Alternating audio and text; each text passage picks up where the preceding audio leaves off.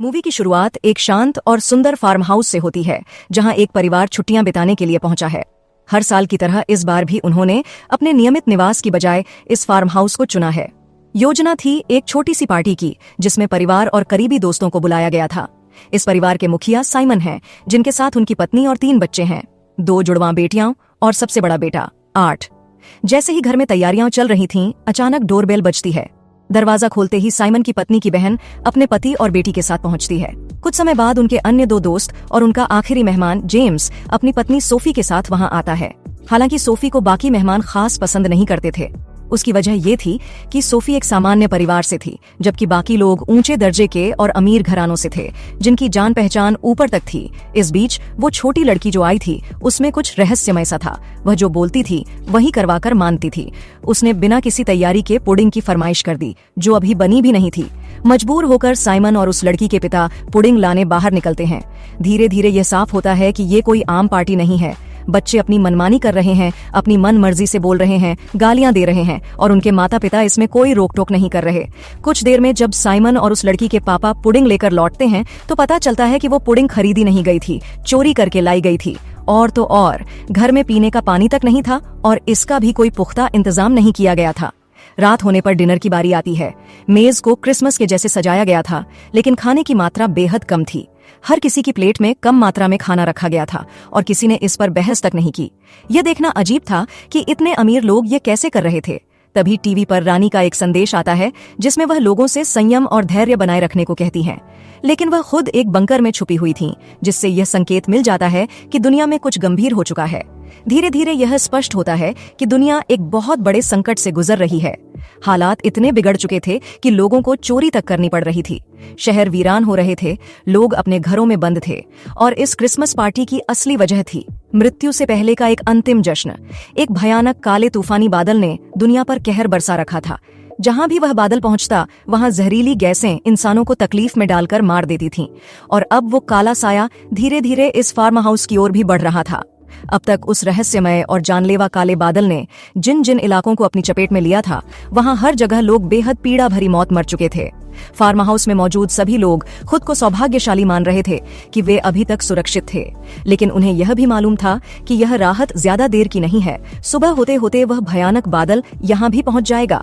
वैज्ञानिकों और अधिकारियों ने यह साफ किया था कि यह बादल जहरीली गैसों से भरा हुआ है, जो सबसे पहले इंसान की सांस की नली पर हमला करता है, फिर फेफड़ों को जकड़ लेता है और धीरे धीरे पूरे नर्वस सिस्टम को बंद करके व्यक्ति की जीवन लीला समाप्त कर देता है। दुर्भाग्यवश सरकार के पास इस संकट को रोकने का कोई उपाय नहीं था। हालांकि एक उपाय सरकार ने लोगों को दिया था, एक विशेष गोली। इस गोली का उद्देश्य था पीड़ा से बचना। इसे एग्जिट पिल नाम दिया गया था। सरकार की ओर से लोगों से अपील की गई थी कि जब भी उन्हें लगे कि उनका अंत करीब है, तो वे इस गोली को लेकर शांति से विदा ले लें, बिना तड़प, बिना दर्द के। यह एक तरह से दर्द रहित मृत्यु का विकल्प था। अधिकांश लोग, जो पहले ही डर और तनाव में जी रहे थे, इस सुझाव को अपनाने लगे। फार्म हाउस में मौजूद हर किसी के पास भी वही गोली मौजूद थी। योजना थी कि डिनर के बाद सभी एक साथ उस गोली को लेकर दुनिया को अलविदा कह देंगे। लेकिन एक शख्स इससे सहमत नहीं थी, सोफी। वह गर्भवती थी और उसके लिए यह निर्णय सिर्फ खुद तक सीमित नहीं था। उसने साफ कहा, अगर मैंने ये गोली खा ली तो मैं न सिर्फ खुद को मारूंगी, बल्कि अपने अजन्मे बच्चे की भी हत्या करूंगी, और मैं किसी की हत्यारिन नहीं बनना चाहती। इसके अलावा उसके मन में यह उम्मीद भी थी कि शायद कोई चमत्कार हो जाए, हो सकता है वह किसी तरह बच जाए। यह सोच अब साइमन के बेटे 8 को भी प्रभावित कर रही थी। वह भी सोच में पड़ गया कि क्या खुद अपनी जिंदगी खत्म कर लेना सच में समझदारी है। बाकी लोग सोफी को समझाने लगे, सोचो सोफी, इस दुनिया में हम जैसे लोग तो फिर भी भाग्यशाली हैं। हमारे पास कम से कम एक आसान रास्ता है। वहां बाहर बहुत सारे लोग बिना किसी मदद के तड़प कर मरे हैं, उनके पास तो यह पिल भी नहीं थी।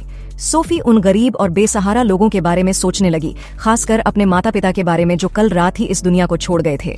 उनकी मौत न केवल दर्दनाक थी, बल्कि बेहद अकेली भी। फार्म हाउस में मौजूद सभी लोगों ने महसूस किया कि यह उनकी जिंदगी की अंतिम रात हो सकती है, इसलिए वे इसे खास बनाना चाहते थे। किसी ने पुरानी यादों की बात की, कुछ ने साथ मिलकर खेल खेले, कुछ ने हंसी मजाक किया और कुछ लोग फिल्म देखने में लग गए। हर कोई अपने अपने तरीके से इस अंतिम रात को जीने की कोशिश कर रहा था। इस बीच एक और बात सामने आई। यह फार्म हाउस असल में साइमन की सास का था। अब वह बुजुर्ग महिला भी अपने आखिरी पलों में थी और वीडियो कॉल के जरिए अपने परिवार से अंतिम बार बात कर रही थी। लेकिन जैसे ही उसने देखा कि घना और घातक बादल अब फार्म हाउस के नजदीक पहुंच चुका है, उसने बिना किसी झिझक के एग्जिट पिल ले ली। सभी की आंखों के सामने उसने बहुत ही शांत तरीके से अपनी जिंदगी को अलविदा कह दिया। यह दृश्य देख आर्ट भीतर से हिल गया। उसके मन में कई सवाल उठ रहे थे। सरकार लोगों को अपनी जान खुद लेने को क्यों कह रही है? क्या यह सही है? जब उसने अपने पिता से यह सवाल किया तो साइमन ने उसे समझाया, बेटा, हमारी सरकार ने बाकी देशों का हाल देखा है, वहां पर कोई नहीं बचा, लोग तड़प तड़प कर मरे। सरकार सिर्फ इतना चाहती है कि हम कम से कम दर्द से तो बच जाएं। हालांकि साइमन की बातों से आर्ट का मन नहीं बदला। उसे सब कुछ एक दिखावा लग रहा था। उसके दिमाग में एक ही सवाल घूम रहा था, क्या सच में सब कुछ खत्म हो जाएगा? क्या कोई नहीं बचेगा? क्या ये बादल हमेशा के लिए रहेगा? उसे लगने लगा था कि शायद सरकार जानबूझकर लोगों को आत्महत्या के लिए उकसा रही है। हो सकता है कि इसके पीछे आबादी घटाने जैसी कोई बड़ी योजना हो। उसका मन डरावनी कल्पनाओं में उलझने लगा। अगर ये गैस इंसानों को मारने के बजाय उन्हें ज़ॉम्बी बना दे और सरकार को यह मालूम हो, तो क्या यही वजह है कि वो सबको खुद ही मरने को कह रही है? उसे डर था कि अगर वह गोली नहीं खाए और बादल के गुजरने के बाद जिंदा भी बच जाए तो शायद वह एक जिंदा लाश बन जाए, एक ऐसी जिंदगी जो मौत से भी बदतर हो। वह अपनी माँ से कुछ नहीं कहता क्योंकि वह पहले से ही सदमे में थी। उसने अभी अभी अपनी माँ यानी आर्ट की दादी को अकेले दम तोड़ते देखा था। इस उलझन के बीच आर्ट सोफी के पास जाता है। उसे लगता है कि सोफी का नजरिया औरों से अलग है। सोफी भी उसे यही बताती है, मैं ये गोली नहीं लेने वाली, मैं एक बच्चे से उसका जीवन नहीं छीनने वाली। सोफी की बातों से आर्ट को हिम्मत मिलती है। वह भी फैसला करता है कि चाहे जो हो जाए वह अपनी जान खुद नहीं लेगा। उसी वक्त उसकी माँ कमरे में आती है और सुनती है कि आर्ट और सोफी ने गोली ना लेने का निश्चय किया है। वह शॉक रह जाती है। उसे लगता है कि उसका बेटा कोई बहुत बड़ा और खतरनाक फैसला कर रहा है। इसके बाद उसके माता पिता उसे बाहर कमरे में लेकर जाते हैं और प्यार से समझाने की कोशिश करते हैं, बेटे, हम जानते हैं कि अंत निश्चित है, ये भाग्य का लिखा शायद कोई नहीं बदल सकता, लेकिन सोचो, अगर मौत टाली नहीं जा सकती तो क्यों ना उसे तकलीफ से बचकर स्वीकार किया जाए। आर्ट के माता पिता उसे सिर्फ एक ही रास्ता दिखा रहे थे, एक ऐसा रास्ता जहां वह मृत्यु को खुले दिल से स्वीकार करे, मगर भीतर कहीं एक उम्मीद बाकी रहे। आर्ट उनसे उम्मीद की बात करता है, लेकिन उसके माता पिता के लिए अब कोई आशा नहीं बची थी। वे पूरी तरह सरकार की चेतावनियों पर यकीन कर चुके थे। उन्होंने अंतिम बार आर्ट को समझाने की कोशिश की, हम तुम्हें पीड़ा में मरता हुआ नहीं देख सकते, हम चाहते हैं कि तुम भी बाकी सभी की तरह चैन से विदा लो। जब आर्ट को महसूस होता है कि उसके अपने ही माता पिता अब किसी भी कीमत पर उसे यह गोली देने के लिए तैयार हैं, भले ही जबरदस्ती, तो वह डर कर वहां से भाग जाता है। उसी समय उसके माता पिता खिड़की से बाहर देखते हैं और महसूस करते हैं कि वह जहरीला बादल अब काफी नजदीक आ चुका है। आर्ट भागता हुआ दूर एक कार तक पहुंचता है।